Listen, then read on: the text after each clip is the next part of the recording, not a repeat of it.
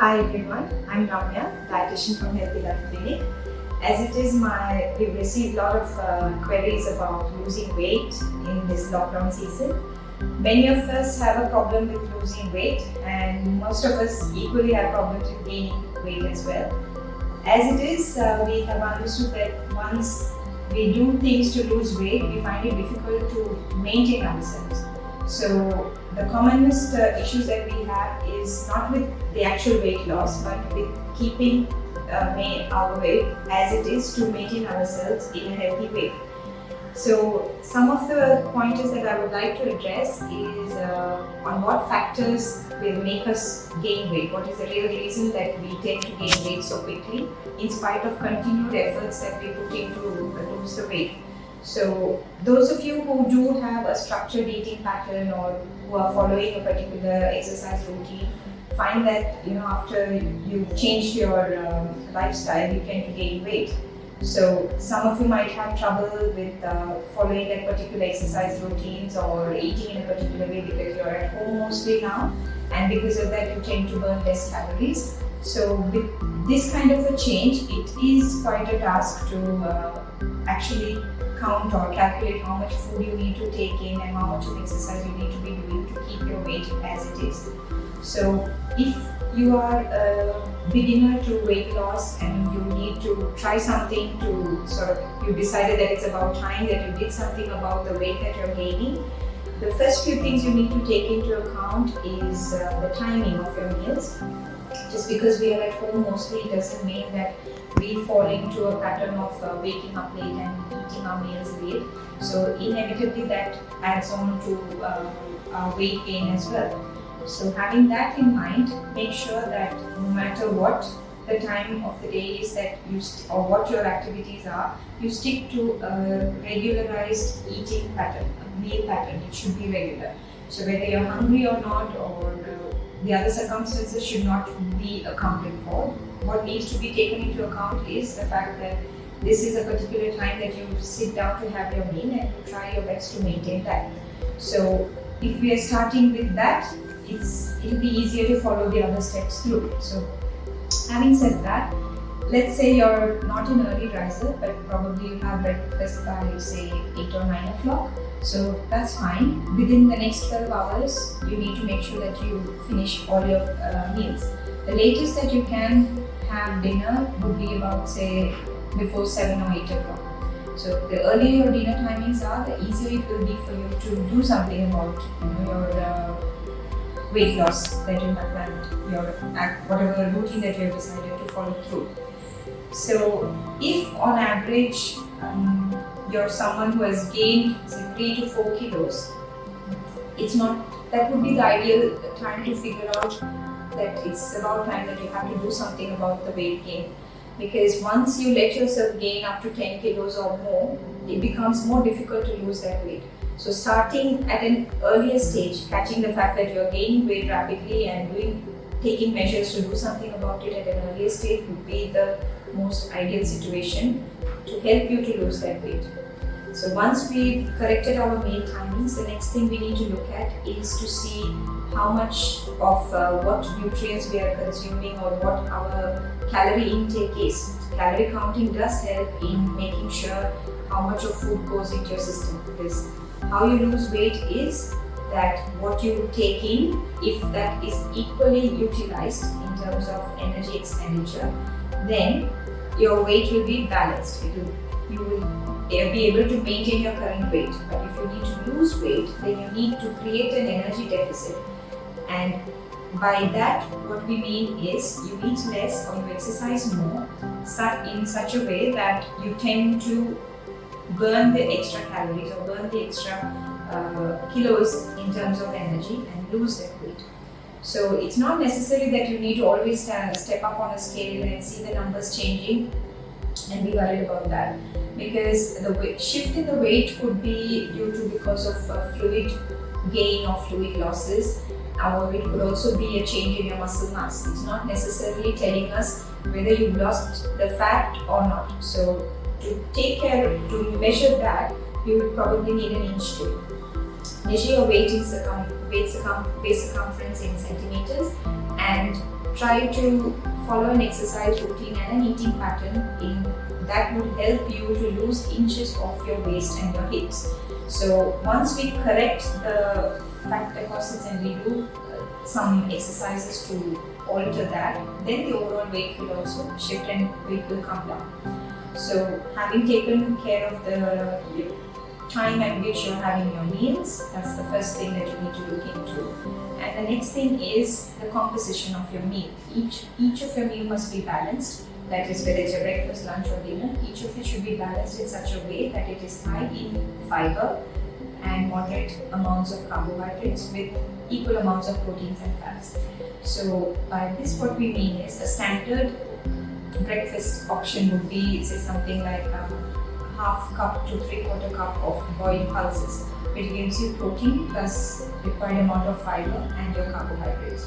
So for those of you who are looking at losing weight and eating healthy at the same time, this would be the perfect option for your breakfast. You could even opt for any whole grain cereals and pulses as breakfast in the form of dosas or pancakes, which are made from whole grain sources, not the refined flours. So once you've had your breakfast, you need to give a gap. So if you are someone who is used to eating very frequently, like you have 3 meals and plus you have 3 to 4 snacks in between, for such kind of an eating pattern, you need to monitor the snacks that come in. Any snack that would give you less than 150 calories is okay, but anything that gives you more than 150 calories would probably add up to the total amount of calorie intake per day. So keeping that in mind, be very careful, cautious of how many snacks you're eating in a day and how your snacks are in what form that you're having it. A snack that is dry roasted or even roasted with, say, 1 teaspoon of any vegetable oil or any kind of plant oil is agreeable. Like for example, if you're having a handful of nuts that's roasted with, say, 1 teaspoon of olive oil, that's a snack that will give you less than 150 to 200 calories. That's going to be about half cup, an amount that you can hold in your hand. So with that kind of a snack, you have sufficient amount of proteins plus a little bit of fiber, which will keep you full as well. But snacks such as biscuits or anything that's from refined flours will not satisfy your hunger, and at the same time will keep you feeling more hungry, and you would probably tend to eat more for the following meal. So make sure that your snacks are also calorie balanced and nutrient balanced, so that you can make sure that whatever, even the smallest thing that you eat, it's accountable and it adds on to your total calorie intake for the day. So if you're keeping track of calories and counting what you're taking in for breakfast, how many calories is coming in for lunch and for dinner, having that in mind, you also need to keep track of how many calories you're expending in the form of exercise or activity. So let's say, for example, you're someone who is homebound and you're not very active, just mostly sedentary, wherein you would probably do a little bit of exercise, a little bit of gardening or housework, maybe 3 or 4 times a week. So any low intensity to moderate intensity exercise would probably burn only about, say, 200 to 300 calories. High intensity exercises, on the other hand, such as running or jogging, cycling, those kind of exercises, even swimming for that matter, would tend to make you burn more calories. So that is regarded as high intensity exercises. Through that you could probably burn about, say, 500 to 800 calories. So whatever suits your body type, your current situation and your lifestyle, select something that suits you and that is doable. So before you start off on any exercise pattern, make sure that you're able to carry it forward at least for a year. You need to sort of figure it out in such a way that you would be able to do it at least for a year, so that it's sustainable and you can see results within that time. So more than anything else, weight loss is about what we eat, how we eat it, but it's also very important that you monitor your stress levels. If you are stressed when having a meal, that could change the whole picture. The food that you're eating is not going to necessarily help you with weight loss, but it's going to end up making you gain weight. So eating in an environment that is with less stress, not stress-free, it's kind of difficult, but for many or most of us, having a low stressful environment to have your meals is a good enough thing to help you with weight loss, and sufficient amount of sleep. Not too much, not too less, at least 6 to 7 hours good sleep if you can manage that. So being stressed out before a meal and being in a hurry while you're having your food, lack of sleep, and constantly overthinking, all these factors also contribute to weight gain.